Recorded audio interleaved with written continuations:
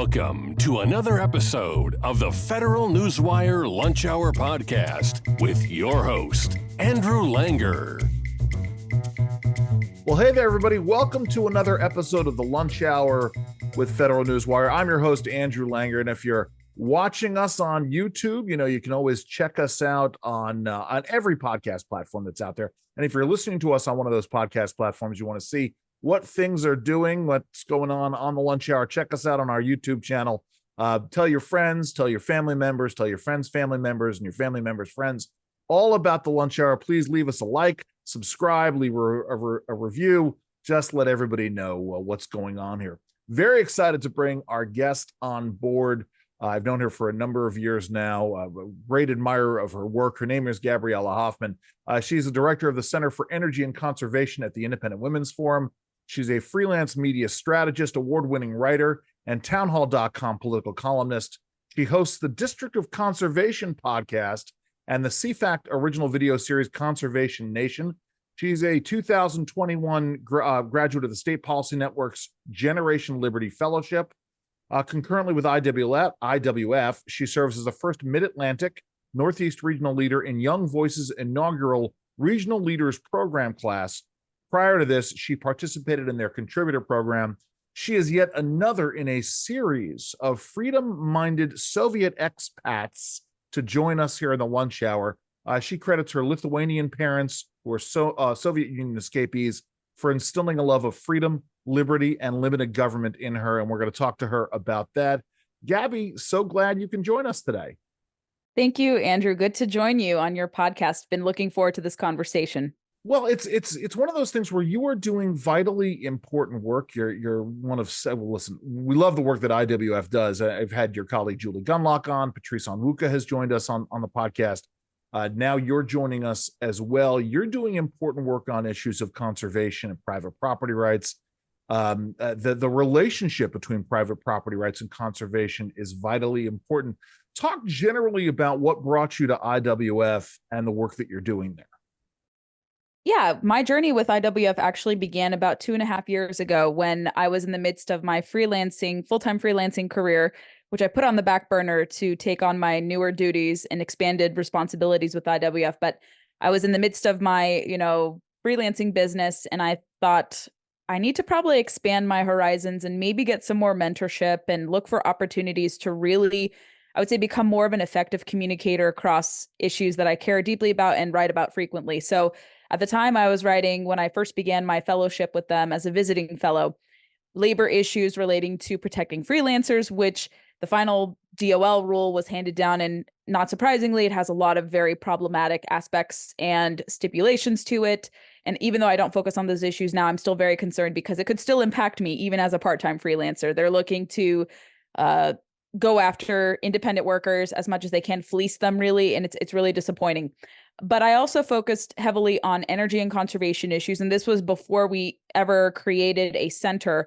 Our Center for Energy and Conservation actually launched in February of last year, but it was myself and then my predecessor and colleague, Mandy Gunasekara, who used to be chief of staff at the EPA. And so she and I were both on the team focusing on these issues without a formalized center. We launched the center last February. Within a year. It's amazing what we've done so much, as a little team. And Mandy left to go pursue some other opportunities. I took over her position, but we worked together as a team and accomplished a lot. She more so on the energy side, me on the conservation side. But now I tackle both issues pretty intensely as director of our center. But we've really come about this not only to market these issues to women, but also men can like our commentary too, even though IWF is catered obviously to independent women or women who are interested in, finding solutions for, complex problems. We have a wide readership of men and women, but we specifically cater to women because these issues, especially when it comes to like discussing climate issues or conservation, women are unfortunately presented only one narrative, usually this kind of like do not touch, preservationist, right, kind of alarmist thinking. And this kind of even overlays with, different topics and in different centers of ours. Like I've talked to our education center director, Ginny Gentiles, about like curriculum that is promoting fear mongering about, right, environmental stewardship in this and promoting anxiety about the climate. So we look for that and try to be like, this is the response we have to this kind of rhetoric, why this is unacceptable, and actually invite more problems. Is it really representative of the situation relating to the environment here in the United States and around the globe? So we try to fight back alarmism. We try to promote, energy security, reasonable environmental stewardship, alternatives and recommendations, and then also kind of cater to, for me, I was able to bring in kind of my connections and my foray into the outdoor industry because Right. in the hunting and fishing space, believe it or not, there are a lot of people who work in energy. And I think that's a huge untapped, let's say, contingent, who feels very sidelined. And so they care about, how public lands are stewarded, what is allowed to be developed or not developed on public lands. Do they get to maintain access as well? So in the mix of energy safety and security, and fighting bad regulations, we also look for like positive stuff and to highlight like, this is why you have to have, let's say, multiple uses on public lands. This is why you need to protect property rights. This is why certain federal rulemaking, as we're going to talk about on this episode, will harm all different types of stakeholders, whether you're a so-called consumptive user or you're someone just looking to recreate on public lands. Yeah, people seem to forget, and we spend a lot of time talking about it here, and I want to get your thoughts on this, that not all public lands are the same. People think public lands, right? And they think, well, it's Yosemite National Park, which I love, one of Great my park places on earth, or Yellowstone, or wherever, that they think that it's all parkland, but they forget that. And I had a conversation years ago with Congresswoman Helen Chenoweth, and I made it very blunt with her. I said, there's a reason why national forest lands are managed by the Department of Agriculture. They're managed as a resource. They're not managed as of course, BLM lands are also, they're under Interior, they're managed as a resource. But talk about this idea of the different agencies and their management, how people don't seem to understand that not everything is supposed to be treated like Yellowstone National Park or the Grand Canyon. That's exactly right, Andrew. And that's why there are these very clear distinctions about the type of land, the type of scrutiny that these land designations are awarded. Because we should have some lands, and we have a lot of lands that are permanently protected from activities. And that's appropriate because that way you or your family could go to a national park such as Yellowstone, as you mentioned. I know you and I both went to Alaska around the same time. You went a little before me. I wasn't able to see national parks, but I did see the Tongass National Forest, which is beautiful, but there are also appropriate ways, because it is also regulated under BLM and Forest Service, or more so Forest Service rather, that there should be some development where appropriate, because that Juneau area, if there's no economic productivity, who is going to come there to recreate? If you can't afford to live there, if you can't afford to vacation there, it's really hard to, make a case for just leaving the Tongass untouched. So it's not all the Tongass that would be developed, but just certain small areas there. So you look kind of the different levels. So national park, great. Should everything be a national park? No, because for one, it defeats the multiple use mandate across the USDA. The USDA also has a similar mandate, much like the BLM or, Fish and Wildlife Service. You don't necessarily have so much of, let's say, consumptive activities on Fish and Wildlife Service lands. Those are more so open to hunting and fishing, kind of that end of multiple uses. But, BLM lands and Forest Service lands are generally thought to be multiple use lands where, whether you're a rancher or a grazer or a recreationist or an outfitter or something of that nature, you have the ability to, unless if it's like wilderness or something extremely sensitive or restrictive, if it's a reasonable, designation, right. You can and you should be able to access those lands as long as you don't, destroy it or do anything illegal or, violate certain agreements that you reach with, let's say, private stakeholders or the different land or state agencies or federal or state agencies. What goes into it. And different people I've spoken to, for Antiquities Act issues or kind of this confluence of, BLM, Forest Service, private land, et cetera. Most of these people have to go through so many hoops locally, federally, statewide to be able to operate, let's say, a mining business for once. I for example, so I spoke to some people in New Mexico. There's a new monument on the horizon potentially. And one of the ladies there expressed to me her reservations about the rule because she would be grandfathered in, let's say, the 1 acre of BLM land that she does mining business on. Sure. But she's worried about losing out on future opportunities, or maybe that, let's say, agreement won't be honored. You never know, because a lot of these stipulations, they could say that multiple use land. Okay, great. It was adhered to. But we've seen a lot of bait and switch kind of operations under this administration. So they promise, oh, this access will be maintained. You'll be able to operate as you did before, but it's not on. A lot of these stuff are not honored. I've looked very closely, and I've seen different case study after case study where, let's say, hunting access was not honored in certain of these designations, even though they promise, in statements, oh, this is going to be honored, this is going to be great. And now I've seen for the BLM landscape and health rule, which relates to natural asset companies, which we'll go into a little more, which we'll pivot to in a bit. But this similar rule to create so-called conservation leases, I've even seen Democrats say hey, we don't have enough assurances to protect grazing. This was Michael Bennett. Even those who are proponents of these rules are uh-oh, we're going to be caught because we're not honoring or grandfathering in these activities. So they know that we're watching these rules very closely. So we look for that, and it's important to know the distinctions. And it doesn't mean every acre of land should be developed. I'm not for that, because I think we still should have some natural beauty. Of course. And unlike the rest of the world, you go to anywhere else across the world, Europe, for example, you have to pay a lot of money. I don't even know if it's conceivably that there is the notion of public land in Europe. The EU is very restrictive as to what activities you can and cannot do on land. You have to, be a nobleman in a sense to access certain, prime land, or hire an outfitter or a hunting guide or a fishing guide. It's not as free and boundless as it is here in the United States. And if we are to lose that, sometimes Republicans forget this. I understand the frustration with the agencies. I'm there with you. And I think the BLM and other agencies don't do a good service about making the case for keeping things public. But I worry that if we see this kind of sell off all public lands mentality, we invite something like Europe, or we could invite natural asset companies, because then these, conglomerates can come in and say, well, okay, we'll buy up all the rights to this or manage assets here.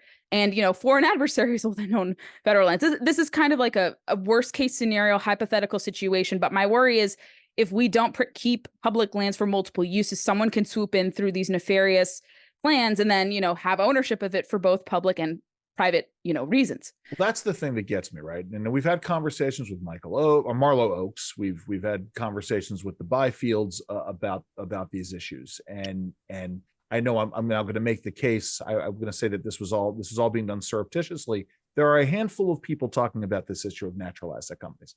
Correct. What's funny to me is that, I wrote about public lands. I was doing a lot of work on public lands back in the late 90s, but also about how best to beef up and fund the National Park Service. And I talked at that time about, finding ways to get corporate sponsorships for things like this Vista, brought to you by the Kodak company. Kodak gives money to which to me is sort of a benign way of doing it. And knowing that we would get pushback from the left on this, because how dare we allow corporations into our national parks? So that's, the late 90s, let's say 1997, 1998, 1999. Here we are 25, 26, 27 years later. And this issue of natural asset companies pops up. So first of all, lay it out in detail what the natural asset company issue is. I'll try my best to simplify it, because there are many different facets to it. Andrew, as you know, simplifying it. Lay it out. Sure. So it ties to several things. So how I've explained it to people who are just learning about this, let's say you're following environmental, social, and governance. The simplest way to understand it, if you're not following the lands issues or you're not really involved in property rights or public lands access battles, how they're phrasing this as a new ESG investment. Okay. And this kind of goes into the greater framework of kind of a subset of ESG investing or ESG reporting known as biodiversity impact reporting. This is where the ESG proponents are moving to, because it sounds better to protect, let's say, account for the value of ecosystem services or timber, water, these kind of natural resources, and then the value of those natural assets. And so the New York Stock Exchange, which is a minority stakeholder in these NACs, which is an idea presented by the Intrinsic Exchange Group, they're claiming, well, this is a private sector response. And I was looking at E&E News, and they actually got some comments from EIG, and they're like, well, we're not working in concert with the government, to do this. This is a free market innovation. And I'm just like, really? Is this a free market innovation? Because you're basically telling the federal government to regulate this concept and to legitimize this concept. So I don't see it as a free market innovation, especially if they're inviting, the government to regulate it and to enable it. Hold on for a second, Gabby, because these are essentially a natural asset company. There is value in certain air and water rights, and you can tell me if I'm wrong, in terms of other rights in terms of public lands, right? It's public lands we're talking about here. So you have these BLM lands or these national forest lands, and obviously there is an environmental benefit to having them. Somebody places a value on this. The rights are the government's to give. I guess to me the analog is we have the FCC, the Federal Communications Commission, and there is spectrum. So the radiation bands that exist in the atmosphere, these are auctioned off. Again, we're getting complicated here. The federal government is in charge of auctioning them off, the spectrum bands for transmission, because you can't just have folks going in. So the idea is that the federal government are they selling these to the fund companies, or are they auctioning them off? Who is determining the value? How does this all work? This goes back to kind of I would say it's a recent executive order. So I'm going to back it up just a little bit more. So this is part of Biden's, you could say big picture, Biden's Climate Day One executive order. And in that provision talked about 30 by 30, which is based off of UN Agenda 2030 to, in their eyes, conserve or protect 30% of waters and 30% of lands by 2030. So it stems from this. So it's the UN kind of language creeping in here. They have a plan because they've known that 30 by 30 sounds too similar to the UN. So they rephrased it as America the Beautiful. And the plan hasn't been really warmly received by, let's say, a lot of people because they can't define what conservation. Yeah. And so last year in January, as it relates to accounting for nature, valuing ecosystem services and assessing the value of natural assets across public and private lands, this came from an executive order, again, which ultimately goes back to the climate executive order.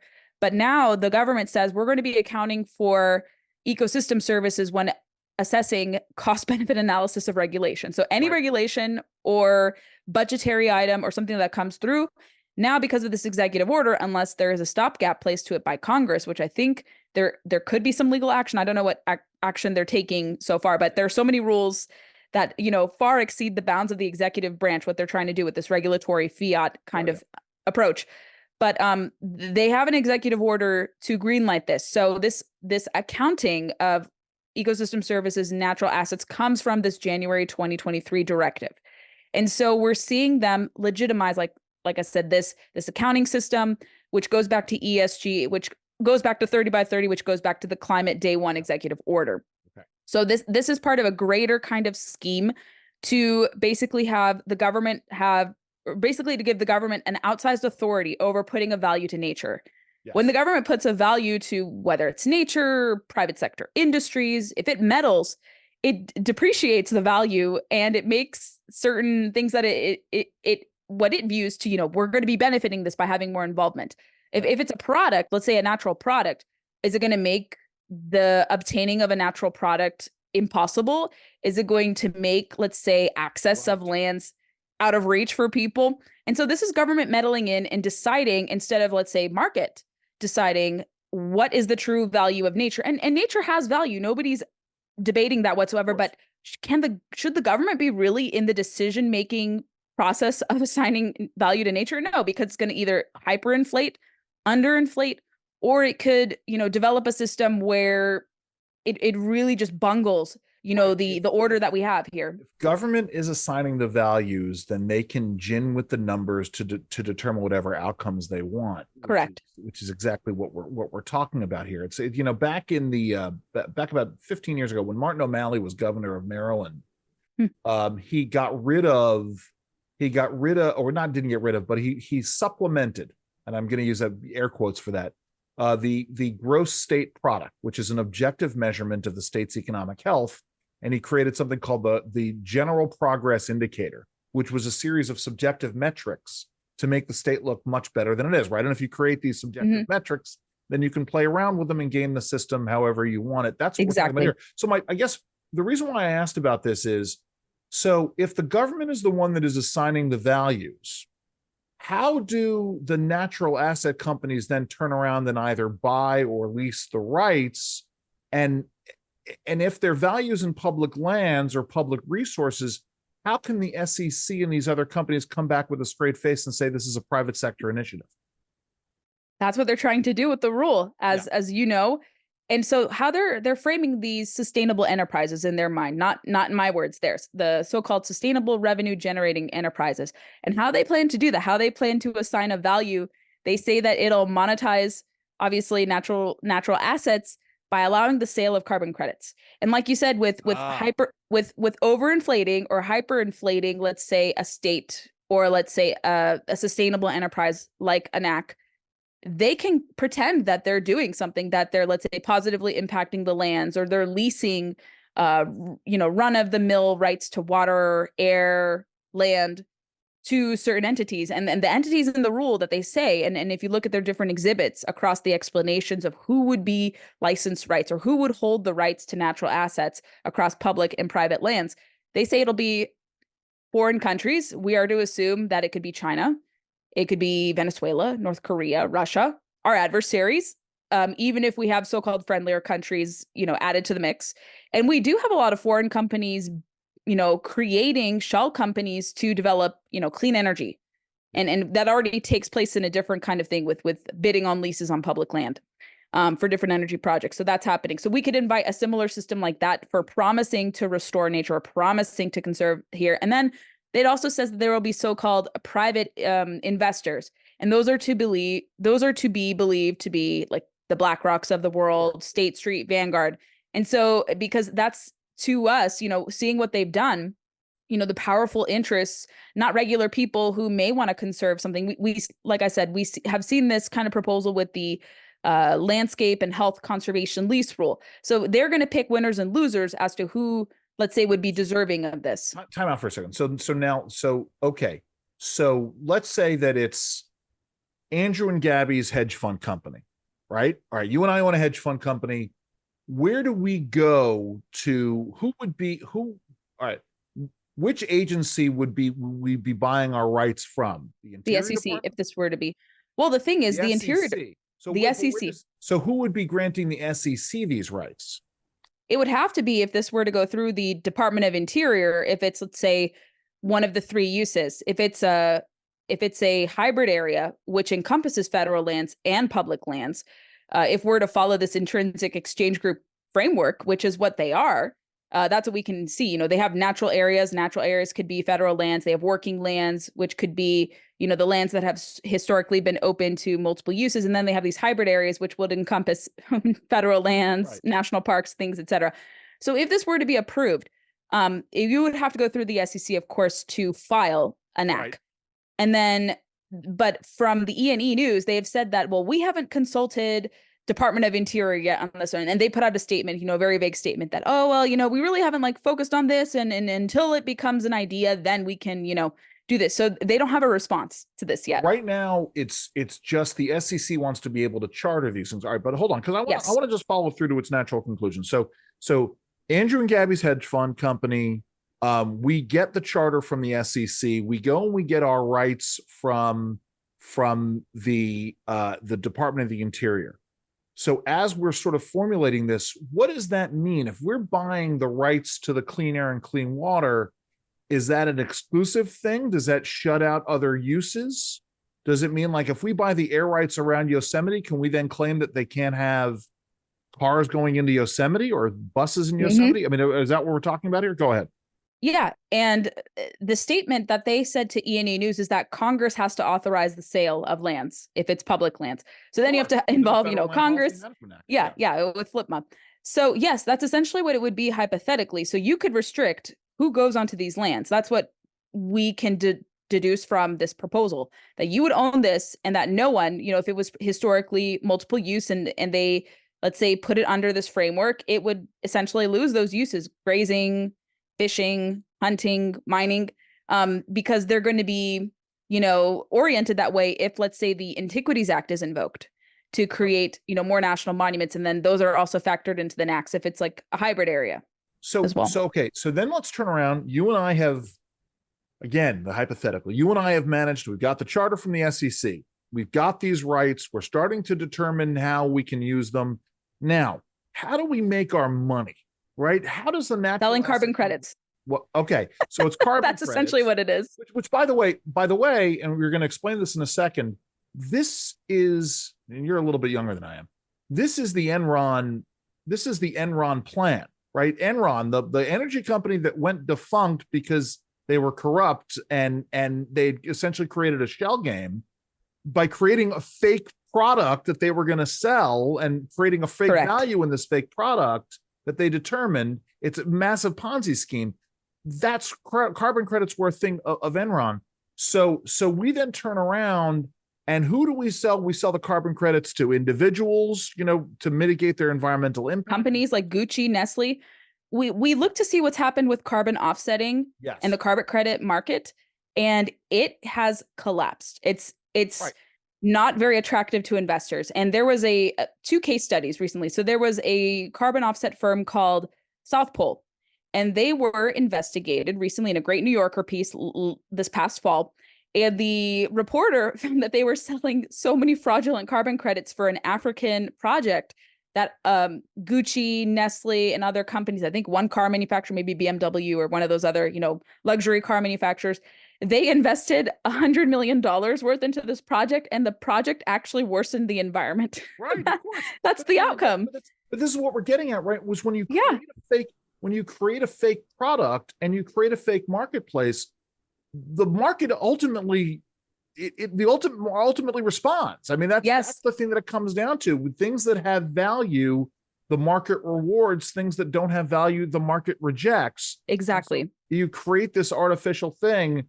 That's the astounding thing. Okay, so let's talk about the issue of transparency. And you and I are both very interested in the issue of the regulatory process. I mean, folks who listen and watch the show know that this is, my job, my other job is the regulatory process stuff. And it's funny because our good friends at the GW, the George Washington University Regulatory Studies Program, just wrote a piece about how the Biden administration is doing things to try to encourage people to get involved in the regulatory process. And I call BS on this. Because on all of the major, possibly controversial rulemakings, the administration is shortchanging the rulemaking process. So, and real quick, because as we're recording this is just a week after the National Park Service announced that they were going to remove the statue of William Penn from Welcome Park in Philadelphia. They were going to have only a 2-week comment period on this. And then the public was so angry about it that they pulled the entire process. This initially had a 3-week comment period in October, right, Gabby? Yeah, for the NAC rule. We opened it again for another 3 weeks. Talk about the transparency and how they're doing this all sub rosa. Yes. Briefly for the listeners, not surprisingly, the SEC has been doing this for rulemaking that it has no jurisdiction over, or for issues or entities rather it wants to regulate. So the climate disclosure rule, which is soon to be finalized in April this year, after 2 years of delay because it's gotten so much pushback. Sure. I look to see, what they've been doing with respect to this issue, because this is something we've been following at the CEC at IWF very closely, because it's going to have a lot of downstream consequences to people who the SEC shouldn't be regulating. Farmers and ranchers, for instance, are not under the jurisdiction. That would be USDA. USDA is who regulates. I mean, they face a lot of regulations from USDA, but they shouldn't receive extrajudicial, kind of review from entities that have no say over their affairs or their issue sets. But we look to see, their action making on the climate disclosure rule, which is expected to be extremely bad and very burdensome and hard to, accord with and follow and comply with. And so they did that very swiftly. They didn't want people to know, but it got a lot of blowback. Right. This, because it's a more convoluted topic, it's a new concept. Not many people know so much about it. They were able to, they didn't put a press release. I think that's what Margaret had told me. They wanted this quietly to be there in the background. because they're like, oh, no one's going to pay attention. It's kind of like, fall time and people are getting ready for Thanksgiving and the holiday season. Nobody's going to pay attention to what this rule is. And this caught the attention, of course, of American Stewards of Liberty, who was quietly tracking this for the better part of a few years. And then they alerted their partners through CFACT, said IWF, and then also the state financial officers. And then because of that, you mentioned Marlo Oaks. So he and 21 other financial officers were like, okay, this was not sufficient comment period. It should be at least 30 days. I think some of the rules say it has to be at least 30 to 60 days. If I'm not mistaken, I'm not a lawyer, but No. I know traditionally it's questionable as to whether or not the Administrative Procedure Act applies in the same way to the SEC. It's a whole thing, but right. Normally, typically 30 to 60 days for rulemaking is 30 days at least. Anyway, not that we need to go down the rabbit hole, but yeah. Right. So this was unsettling to Treasurer Oaks and other financial officers. And then they were also working with partners in Congress, Harriet Hagman in the House of Representatives, also Senator Pete Ricketts of Nebraska. So he and a few other senators issued a letter condemning the rule. And then more recently, we had half of the attorney generals in the United States, including our attorney general, Jason Miyares, has also jumped in on this too to oppose the NAC rule as well, working with Sean Reyes of Utah to warn the SEC that they're going to take action if they proceed with this rule. Essentially, they found a lot of discrepancies with it. They said it's extra territorial in terms of what they're doing. They have no jurisdiction over lands and these type of functions as well. And then the Natural Resources Committee has promised oversight over this decision because, again, like the financial officers have argued, like the attorney generals have argued, this is not in their the SEC can't regulate lands. Like this, this is so far out of their jurisdiction. It could likely be illegal. I think that's my understanding. It's what Wayne Cruz calls the whole of government approach to the ideological attacks that this administration is doing. And I mentioned the William Penn situation, which is an affront on religious freedom. And there are other areas. It's like, they're going after religious freedom at the Department of Education, Health and Human Services, and now the National Park Service. So, agencies in which you never thought that they were going to go and implement these kinds of things. This is what they're doing. So here's the thing that I guess I come back to, right? The SEC, they reopened the rulemaking under an enormous amount. By the way, let me add this to it, Gabby. This is yet another one of these situations in which, if you weren't paying attention to it, you'd hear this idea, natural asset companies and what they're doing. You say, this is crazy. This is conspiracy theorizing. It's the same kind of reaction that I would have gotten to, that I got to Operation Choke Point. We were talking about that back in 2013, 2014. Let me ask you this, because, one of the areas that right and left should be able to come together is on the issue of cronyism, crony capitalism. This is, par for the course. They call it corporate welfare.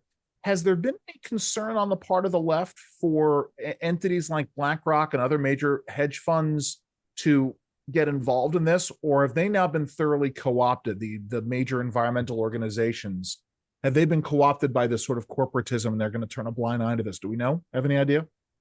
I was looking to see what the response is, and I saw one group that has attacked me in the past, and I'm pretty tame. I'm not like some crazy conspiracy theorist or anything of that sort. So this group calls itself the Center for Western Priorities. They're a very lefty group, and they bark a lot, but they really don't have a lot of teeth in situations. But they were like, they didn't oppose the rule. They're like, oh, this is a conspiracy. Opposition is so unfounded. Da da da. But I think I'm going to err towards the latter of your question, because I think they just want to go along with it. They don't see a problem because they think they're going to be rewarded.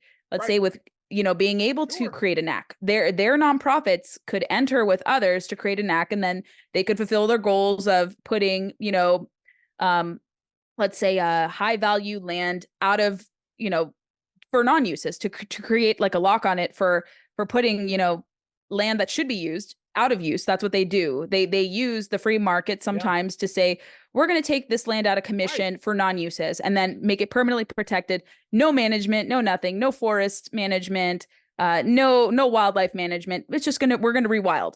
And so they see this group, much like the others, I think sees a benefit to this because they personally think they're going to be rewarded. They agree with the aims. Like I said, it draws back to Biden's day one executive order on so-called fighting the climate crisis.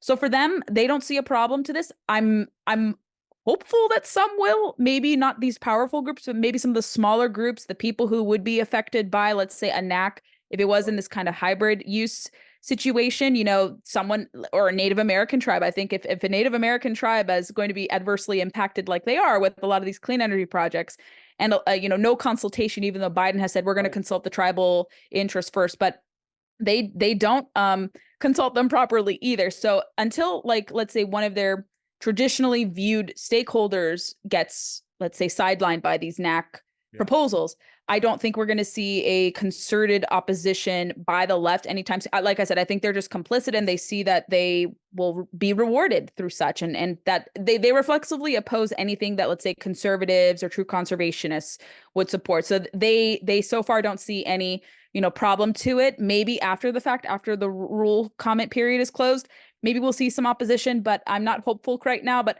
I would like to be hopeful to see some bipartisanship over this. It's a situation in which they're getting ever more devious in terms of how to enact these things. I'm going to pivot a little bit here away from NACs for a second, natural asset companies. And I don't know if you're tracking with this as someone who's who hunts and someone who does things on the outdoors.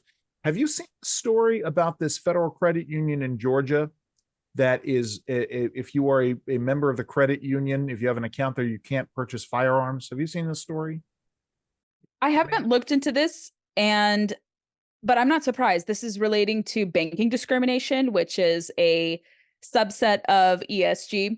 And actually, this predated what we now know as ESG. Yeah. So, and I think Georgia has some, I think Governor Kemp wouldn't allow this because he has been really good about, from my understanding, not permit or I don't know if Georgia has taken action. Maybe there has been some legislation, but Texas and a few of those other states have said that any banks that engage in discrimination, some of the big banks who contract with the state, they will lose the privileges to do so if they discriminate lawful businesses such as a firearms manufacturer or ammunition manufacturer and all that. And so if that's the case here, I'm not sure if Georgia law applies to restrict that type of prohibition or is triggered to do so. So I can't really speak cogently to that. But if Georgia does have some sort of assurance to prevent banking discrimination, I would hope it runs its course and maybe the governor will intervene and say, like, you can't be discriminating against lawful businesses against Georgia law. So I have to familiarize myself with the case work there. My point is that there's all of these ways that the left is engaging in what I call bank shots. They're doing an end run around the Constitution. They can't go after the First Amendment or the Second Amendment directly. So they're going to go and they're going to make it so you can't buy a gun, or they're going to make it so that ammunition is too expensive. We're going to restrict lead ammunition on public lands, in some nebulous environmental benefit here. Let's shift gears a little bit more. You wrote a great piece, judges, Biden dishwasher, clothes washer rules don't hold water. That was a welcome bit of news on the regulatory front. Talk about it. It was. Yes. So it was the Fifth Circuit Court of Appeals that found that the Department of Energy, going back to it kind of undoing the Trump era rules to not put these kind of burdensome regulations over water usage with respect to clothes dryers using, and it's going to go back and revert back to this 5-gallon standard versus 3.2, because anyone who washes clothes or even with dishwashers, rather. Yeah, that's a standard. I don't recall for clothes washers how much water is used there exactly right off the top of my head. But for dishwashers, right now that standard is workable because you're going to be washing a lot more and you have to you'll have fewer rinse cycles with that standard. And then this, 3.2 gallon standard, I don't know how many cycles that would have to be. And a lot of people have complained that the dishes are not sufficiently cleaned with respect to that. And so the courts found that the Department of Energy lacks the statutory authority to regulate water usage in this case. Right. And so they said that, the Biden administration tampering with this Trump era rule doesn't hold any water, pun intended. Right. And so they said that their ruling applies to both the dishwasher rule and the clothes washer rule. And it's a great victory. We have been, since December, we launched a great Independent Women's Network, our sister vertical Action Center. And we didn't think this would fall onto our lap so immediately right after the launch of this. But we have been trying to expose burdensome, how costly, how inefficient these regulations are to women, especially those who manage household duties, and those who don't even manage household duties, but to anyone who has to use a dishwasher or a clothes dryer. And I think a lot of us do. And so, and how these so-called energy efficient standards are not energy efficient at the surface level. And when you really dig deep into it, it's really just a way for this administration to reward companies who would be recipients of, let's say, certain grants, or people can, get the credit to specifically buy out a model. I've assessed and I believe that, certain companies are going to be rewarded. They're going to be the only ones who can manufacture. Right. Maybe they're getting something from the Inflation Reduction Act, different perks and different subsidies and different, grants to basically jumpstart the development of these alternative dishwashers and clothes dryers. That's usually how it works. We saw this with Obama administration, that certain clean energy companies were getting favorable advantage over companies that were not dealing with the federal government. And so we could see the government picking winners and losers, picking manufacturers who are developing these so-called energy efficient, models. And I think the manufacturers for both, I think it was for dishwashers or clothes dryers, a lot of the manufacturers said most of the models will become obsolete if these new standards were to take place. Right. So exactly who's going to come in? It's going to be some company with preferential treatment, no doubt about it, who is getting propped up by the government. That's what we can surmise from these type of rulemakings. Or maybe the intention is to collapse the whole manufacturing side of this and have people forgo doing this and maybe have us do hand drying and hand washing. That's exactly it. So let's shift gears again, because I think it's important for folks to understand. As we said, we've had on both of the Ilyas, Ilya Shapiro and Ilya Soman. We talked to Carol Markowitz. Talked to I want to say I had on one of the Volux. I don't remember if I had on Gene, but the point is, one of the things that I spend a lot of time talking about is someone who was a at the time a Soviet studies major, now would have been called a Russian studies major. I am fascinated by the folks who are Soviet expatriates, who are, or whose families are Soviet emigres, who are now in the conservative or libertarian movements. You mentioned this in your bio. Talk about your family coming out of Lithuania, emigrating to the United States, and how that informs sort of your free market limited government values.